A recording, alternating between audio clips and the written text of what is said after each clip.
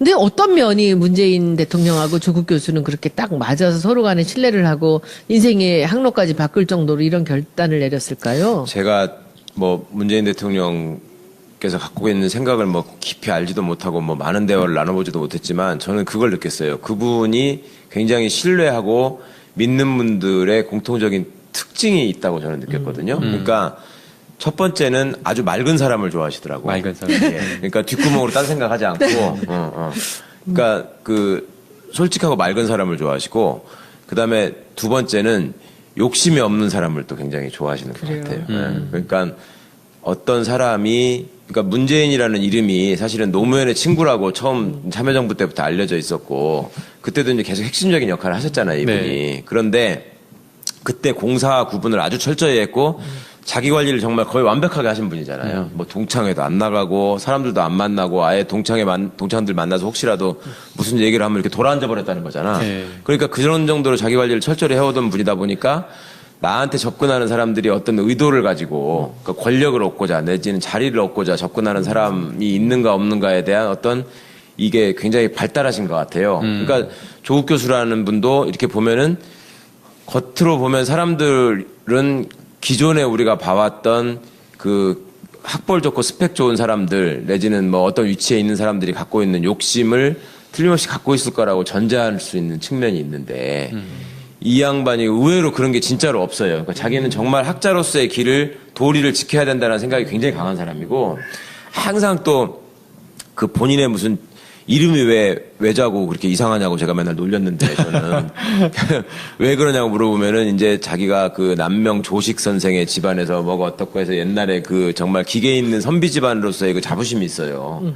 그래가지고 그거를 지키고자 하는 어떤 욕심이 강했고 그 다음에 어떤 얘기를 할 적에 사적인 뭐를 담아가지고 얘기하는 경우를 우리 같은 후배들하고 얘기할 때도 그런 경우를 잘 못 봤거든. 그러니까 항상 어떻게 보면 나름대로 이 바른 길을 좀 제시하고 싶어 하고 이런 그 관점이 있었기 때문에 그리고 지금 또 문재인 대통령이 의원 중에서 제일 신뢰한다고 할 수 있는 김경수 의원 같은 경우를 봐도 거기도 이제 제 친구니까 보면은 그 친구도 정말 노무현 대통령을 끝까지 곁에서 모신 그 마지막 비서관이기도 하고 그다음에 여러 고생을 겪어서 이제 정치권에 결국 들어오긴 했지만 정말 그 친구도 맑고 욕심이 없는 사람이거든요. 내가 그러니까. 이 대목에서 왜 웃었게? 예, 왜요? 최순실이 그 맑은 영혼을 가진 사람이 좋아요. 나 얘기하면 욕먹을 거라고 생각해. 죄송합니다. 그 대목에 깜짝 놀라가지고 제가. 근데 그 조국 교수님, 지금 조국 수석 같은 경우가 어떻게 우리 겉으로 보기에는 뭐 잘생겼을 뿐만 아니라 굉장히 목소리도 그렇고 부드럽거든요. 네. 근데 저분이 그렇게 강하게 검찰에 두려운 존재가 될 수 있을 만한 그분의 어떤 소양이라든지 덕목 같은 거에 대해서 얘기를 좀 해주세요. 그 조국 교수가 그 전공하는 분야가 일단 형사법 분야입니다. 그 형사법 분야라고 하는 것이 형법, 형사소송법, 형사정책 이런 것들이 이제 포괄 하는데 조국 교수는 원래부터 형법 쪽으로 자기가 공부를 하고 싶어 했고요. 왜 그 공부를 하고 싶어 했냐면 학교 다닐 때 이제 학생운동을 했었잖아요. 그리고 본인이 직접 검찰 수사도 받아보고 또 법정에 섰고 그 다음에 수영 생활도 좀 했었고 그리고 그 과정에서 그 국가라고 하는 어떤 그 사람들이 고안해낸 제도잖아요. 국가라고 하는 것이. 그 국가가 형법이라는 그 무기 내지는 힘을 통해서 국민들을 어떻게 통제하는가, 어떻게 감시하는가, 그다음에 어떻게 핍박하는가 이거를 직접 겪었던 거예요. 그러니까 나는 이 부분을 해결하는 것이 내가 이 세상에 태어나서 뭔가 세상에 기여할 수 있다라고 하는 생각을 공부를 할 때부터 이제 하면서 자기가 그걸 중심을 가지고 공부를 했던 분이에요. 그리고 자기가 이제 전공하는 분야가 그쪽이기도 하고 또 미국에서 이제 버클리에서 유학을 했는데 버클리가 굉장히 개방적이고 진보적인 학풍으로 유명한 데거든요. 그쪽에서 공부를 하면서 형법을 기존에 우리나라 그 법학자들이 형법을 대하는 거는 뭐 김 변호사님 잘 아시겠지만 독일 이론이잖아요. 다 그렇죠. 독일에서 공부해 오신 분들 공부하신 분들이 독일 형법 이론을 번역해서 그냥 한국에다가 적용하는 정도의 수준이었는데 이분이 이제 새로운 관점에서 형벌, 형법 이런 것들이 국가 권력과 국가 권력을 어떤 정당화를 뒷받침하고 또 국가 권력이 국민들한테 직접적으로 이렇게 가서 다토록 하는 도구로서의 역할을 한다는 점에 대해서 계속 집중을 하고 있었기 때문에 그러니까 이제 이분이 사회 참여를 하는 데서 자연스러울 수밖에 없었던 것이 자기가 보고 있던 관점이 계속 그거였단 말입니다. 그러니까 이거를 그 전에까지 그 검찰을 바라보는 법학자들의 시각은 뭐냐면 그냥 교과서에 나오는 형법과 형사소송법에 의하면 검찰이라고 하는 거는 당연히 있어야 될 존재고 그 검사나 검찰이 움직이는 모습은 법적으로 당연히 예정된 것이고 그 사람들이 그렇게 하는 거는 어떻게 보면 그럴 수밖에 없는 측면이 많다라고 그냥 이해하고 뒷받침해 주는 측면의 이론들이 많았었어요. 그런데 조국 교수는 그게 그런 관점에서 보는 게 아니고 국가가 검사라는 어떤 직종, 직책을 가지고 국민들을 어떻게 통제하고 감시하는가의 관점에서 주로 봤기 때문에 이게 이제 형법 이론적으로도 그렇고 검찰의 실제 운용과도 그렇고 개선하고 고쳐야 될 점을 학문적으로 계속 들여다보고 있었거든요. 그러니까 검찰 실무에 대해서 밟을 수밖에 없고 본인이 그걸 계속 관심을 갖고 있었기 때문에 검찰 법무부가 운영하는 각종 위원회에 굉장히 많이 참여를 했었습니다. 그리고 또 그 국가인권위원회의 비상임위원으로도 있었기 때문에 수사기관이 인권을 침해하는 모습이 어떻게 드러나고 어떻게 표현되고 그걸 당하는 사람들은 얼마나 많은 피해를 입는가 하는 거를 직접 목격을 한 거죠. 그러니까 정말로 자기가 당한 경험, 그 다음에 다른 사람들이 당한 경험, 그 다음에 학자로서 바라보는 국가 권력의 도구로서의 검찰, 이런 것들에 대해서 정말로 정통한 시각을 가질 수밖에 없었고, 그리고 학교를 다닐 때 또 본인과 같이 생활했던 사람들, 그 다음에 자기 후배들, 선배들 이런 사람들은 이제 검찰에 가서 검사로서 승승장구하는 모습, 내지는 검찰 조직에서 좌절하고 뛰쳐나오는 모습, 이런 것들을 객관적으로 볼 수 있었잖아요. 그러니까 그 내부에서 보는 사람들은 아무래도 한계가 있는데 외부에서 그거를 여러 각도에서 관찰할 기회가 있었기 때문에 검찰도 사실은 조국 교수의 존재에 대해서 그전부터 잘 알고 있었고 이분의 관점을 알고 있었으니까 한편으로는 조국 교수한테 계속 검찰과 법무부가 자문을 구하는 입장이었지만 한편으로는 이분이 우리를 속속들이 알게 되면은 우리한테도 부담이 될 수 있다라는 생각을 이 사람들도 하고 있었어요. 하고 있었는데 그런데 계속 그동안에 해오던 정부의 그 관습이 있었으니까 이번 정부도 결국 만들어지면 아까 처음에 말씀드린 것처럼 결국 검사 출신 꾸릴 수밖에 없고 조국 교수 같은 학자들은 그냥 사이드에서 자문하는 역할 내지는 조직적으로 어떤 힘을 발휘할 수 없는 자리에 갈 수밖에 없다. 그 사람들의 한계가 있다. 이런 것들에 대한 막연한 기대가 있었던 거죠. 그리고 우리 김 변호사님이 정말 잘 아시는데 그 신현수 변호사님만 해드려도 이제 검찰 출신이니까 그분이 굉장히 훌륭하고 개혁적인 분임에도 불구하고 결국 검사로서의 한계를 못 벗어날 것이다라고 하는 기대가 있었는데 이게 그냥 한 방에 확 무너져 버리니까 몇 시간 사이에 그러니까 이 사람들 입장에서는 정말로 뒤통수를 맞았다는 생각을 했던 거고요. 소위 말하는 멘붕.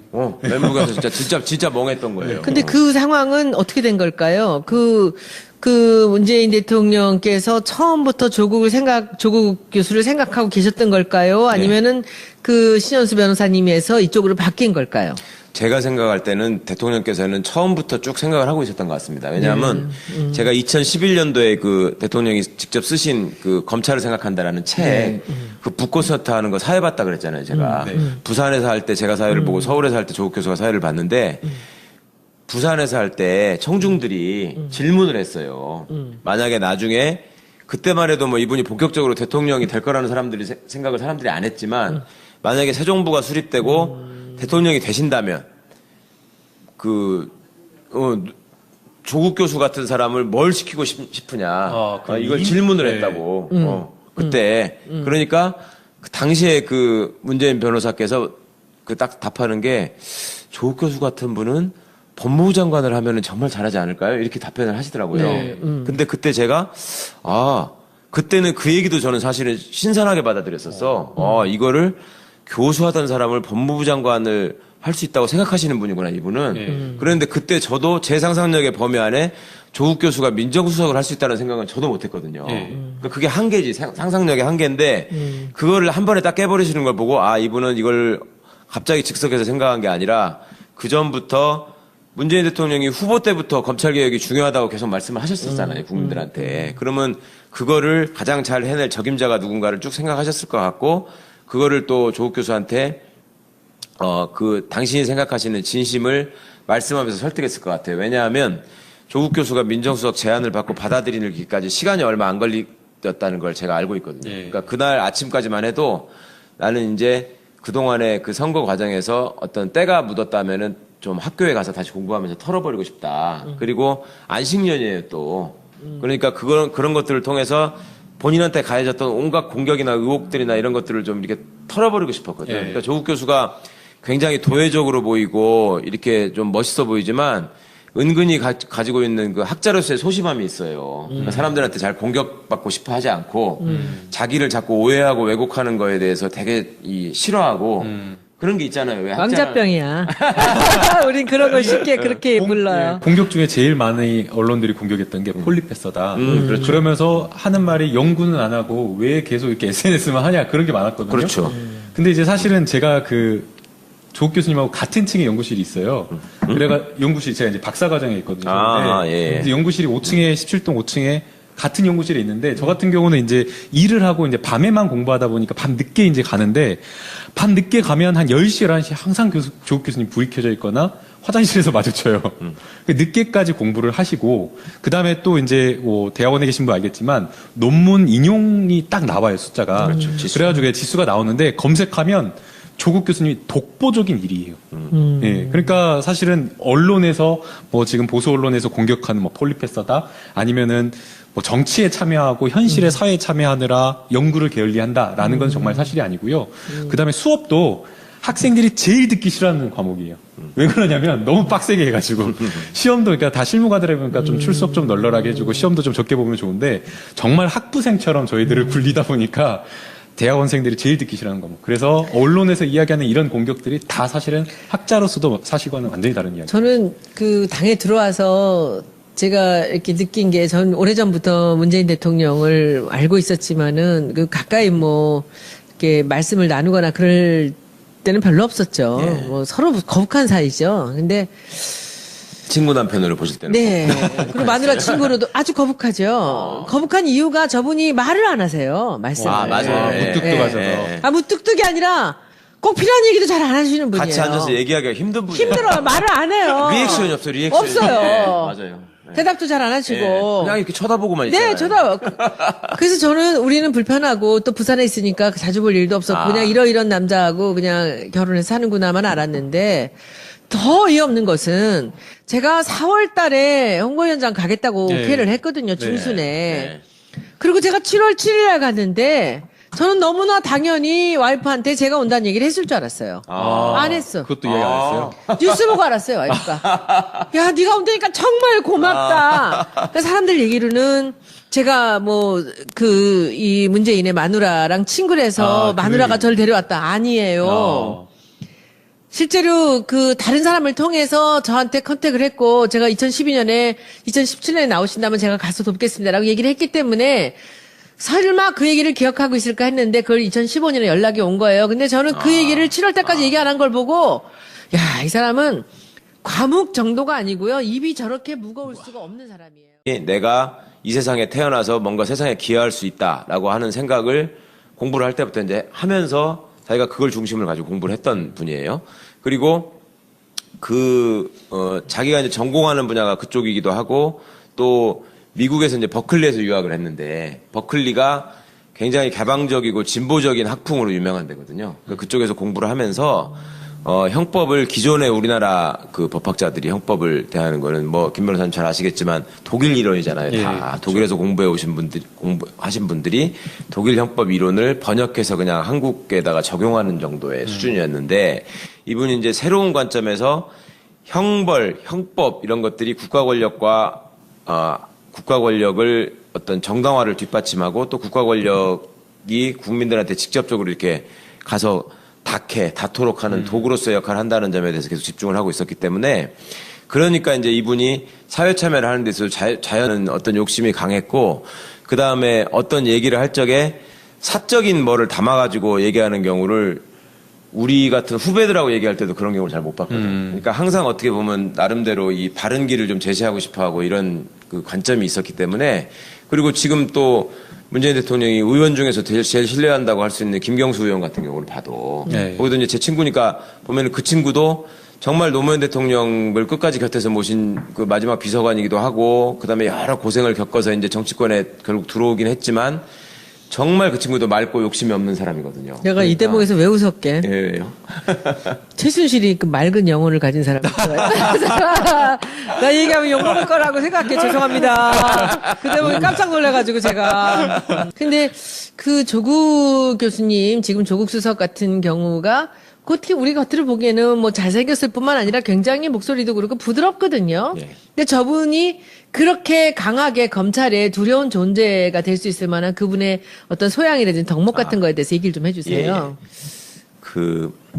조국 교수가 그 전공하는 분야가 일단 형사법 분야입니다. 그 형사법 분야라고 하는 것이 형법, 형사소송법, 형사정책 이런 것들이 이제 포괄 하는데 조국 교수는 원래부터 형법 쪽으로 자기가 공부를 하고 싶어 했고요. 왜 그 공부를 하고 싶어 했냐면 학교 다닐 때 이제 학생운동을 했었잖아요. 예. 그리고 본인이 직접 검찰 수사도 받아보고 또 법정에 섰고 그다음에 수영 생활도 좀 했었고 그리고 그 과정에서 그 국가라고 하는 어떤 그 사람들이 고안해낸 제도잖아요. 국가라고 하는 것이. 그 국가가 형법이라는 그 무기 내지는 힘을 통해서 국민들을 어떻게 통제하는가, 어떻게 감시하는가, 그다음에 어떻게 핍박하는가 이거를 직접 겪었던 거예요. 그러니까 나는 이 부분을 해결하는 것이 근데 어떤 면이 문재인 대통령하고 조국 교수는 그렇게 딱 맞아서 서로 간에 신뢰를 하고 인생의 항로까지 바꿀 정도로 이런 결단을 내렸을까요? 제가 뭐 문재인 대통령께서 갖고 있는 생각을 뭐 깊이 알지도 못하고 뭐 많은 대화를 나눠보지도 못했지만 저는 그걸 느꼈어요. 그분이 굉장히 신뢰하고 믿는 분들의 공통적인 특징이 있다고 저는 느꼈거든요. 그러니까 첫 번째는 아주 맑은 사람을 좋아하시더라고요. 맑은 사람. 예. 그러니까 뒷구멍으로 딴 생각하지 않고, 그러니까 그 솔직하고 맑은 사람을 좋아하시고, 그 다음에 두 번째는 욕심이 없는 사람을 또 굉장히 좋아하시는 것 같아요. 예. 그러니까 어떤 사람이, 그러니까 문재인이라는 이름이 사실은 노무현의 친구라고 처음 참여정부 때부터 알려져 있었고, 그때도 이제 계속 핵심적인 역할을 하셨잖아요, 이분이. 네. 그런데 그때 공사 구분을 아주 철저히 했고, 자기 관리를 정말 거의 완벽하게 하신 분이잖아요. 뭐 동창회도 안 나가고 사람들도 안 만나고 아예 동창들 만나서 혹시라도 무슨 얘기를 하면 이렇게 돌아앉아 버렸다는 거잖아. 네. 그러니까 그런 정도로 자기 관리를 철저히 해오던 분이다 보니까 나한테 접근하는 사람들이 어떤 의도를 가지고 그러니까 권력을 얻고자 내지는 자리를 얻고자 접근하는 사람이 있는가 없는가에 대한 어떤 이게 굉장히 발달하신 것 같아요. 그러니까 조국 교수라는 분도 이렇게 보면은 겉으로 보면 사람들은 기존에 우리가 봐왔던 그 학벌 좋고 스펙 좋은 사람들 내지는 뭐 어떤 위치에 있는 사람들이 갖고 있는 욕심을 틀림없이 갖고 있을 거라고 전제할 수 있는 측면이 있는데 이 양반이 의외로 그런 게 진짜로 없어요. 그러니까 자기는 정말 학자로서의 길을 도리를 지켜야 된다는 생각이 굉장히 강한 사람이고 항상 또 그 본인의 무슨 이름이 왜 외자고 그렇게 이상하냐고 제가 맨날 놀렸는데 저는 왜 그러냐고 물어보면은 이제 자기가 그 남명 조식 선생의 집안에서 뭐가 어떻고 해서 옛날에 그 정말 기계 있는 선비 집안으로서의 그 자부심이 있어요. 그래가지고 그거를 지키고자